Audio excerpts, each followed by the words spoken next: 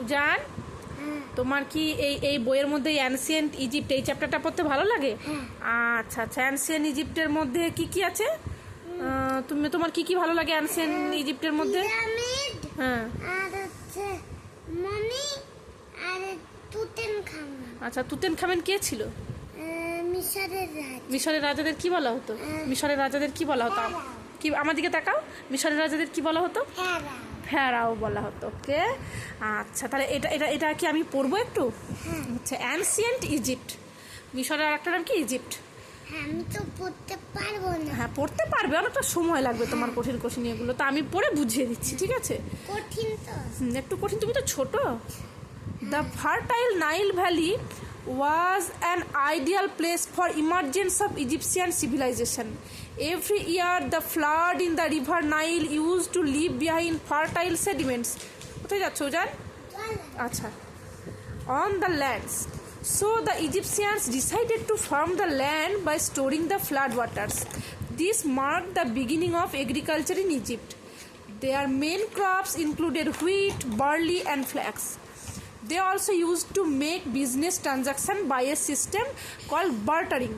Normally, they exchanged gold, grains, and papyrus seeds for silver, iron, horses, cedar wood, and ivory. Egyptians were famous for their art and architecture. They believed in life after death. They used to put the mummified bodies of their rulers in large pyramids. These pyramids are centers of tourist attraction even today. কি বলছে যে মিশরের ওপর দিয়ে কি গেছে? নীল নদ গেছে। তো নীল নদে প্রচুর বৃষ্টির ফলে বন্যা হতো, আর ওই বন্যার জল ওরা জমিয়ে চাষের কাজে লাগাতো। আর ওই বন্যার জলের ফলে যে পলি হতো, সেই পলি থেকে ওরা চাষ করতো। ফলে কি হতো? চাষবাস প্রচুর হতো। ওদের মেন শস্য কি ছিল? হুইট মানে গম, বার্লি অ্যান্ড ফ্ল্যাক্স। আর কি তারা কিভাবে আদান প্রদান করতো? তখন তো ধরো এরকম টাকা পয়সার ব্যাপার ছিল না, এটা তো অনেক দিন আগের ঘটনা, বহু কাল আগের ঘটনা। ধরো তোমার একটা পুকুর আছে, সেখানে তুমি মাছ চাষ করেছো, ঠিক আছে? তা শুধু তো মাছ খেলে হবে না, শুধু মাছ কি করে খাবে? তোমার সেই মাছ ভাজার জন্য তেল লাগবে, ভাত খাবে তুমি, তার জন্য চাল লাগবে। তখন তুমি কি করলে? আবার ধরো তোমার কাছে 5 কেজি মাছ হয়েছে, 5 কেজি মাছ কি তুমি একা খেতে পারবে? নিশ্চয়ই নয়। তাহলে তখন তুমি কি করবে? তোমার যেটুকু দরকার সেই মাছটুকু রেখে বাকি মাছ নিয়ে গেলে। এবার দেখলে দোকানে তখন কিন্তু টাকা ছিল না, হ্যাঁ, অনেকদিন আগে তো, কারো কাছে চাল আছে, তা সে হয়তো শুধু ধান লাগিয়েছে, সে ধান থেকে চাল করেছে, তার কাছে কিন্তু মাছ নেই। এবার তুমি তাকে একটা মাছ দিয়ে তোমার প্রয়োজন মতন চাল নিলে, টাকা দিয়ে না কিন্তু, হ্যাঁ। এবার শুধু চাল নিলে তো হবে না, তেল নিতে হবে, নুন নিতে হবে, মশলা নিতে হবে। এবার আরেকজন হয়তো তেল বিক্রি করছে, সে শুধু তেল, তার কাছে শুধু তেলই আছে, তার বাড়িতে চাল ফাল কিছু নেই। এবার তুমি তাকে আর একটা মাছ দিয়ে কি করলে? মাছ দিয়ে তুমি তেল নিলে। তারপরে এবার ধরো তোমার নুন দরকার, তুমি এবার যে নুন বিক্রি করছে তার কাছে গেলে। এবার তখন তুমি কি করলে? নুনওয়ালার কাছে গিয়ে একটা মাছ দিলে, যে সে তোমাকে কি দিল? নুন দিল, সে তোমাকে নুন দিল। এরকম করে আগে চলতো, ঠিক আছে? আগে এই সিস্টেমটাকে বলা হয় বার্টারিং, ঠিক আছে? এইবার আর শুধুমাত্র তাই নয়, তারা আরো কিসের জন্য ফেমাস ছিল?